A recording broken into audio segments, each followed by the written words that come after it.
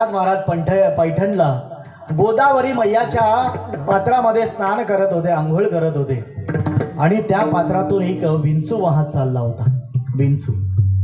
विंचू वाहत चाललेला असताना माझ्या एकनाथ बाबांनी पाहिलं, त्याला उचललं। कोणाला? विंचवाला उचललं। आता विंचवाचा स्वभाव काय? डंख मारणं, आणि म्हणून त्यांना ठणका मारला, डंख मारला। एकनाथ बाबांनी त्यांना खाली टाकलं, पुन्हा उचललं, पुन्हा टाकला। असं बऱ्याच वेळ झालं। नदीच्या काठावर एक माणूस उभा होता। ओ एकनाथ बाबा, कधीपासून पाहतो तुम्ही त्याला उचलताय, तो डंक मारताय, तुम्ही खाली टाकताय, असं किती वेळ चालेल?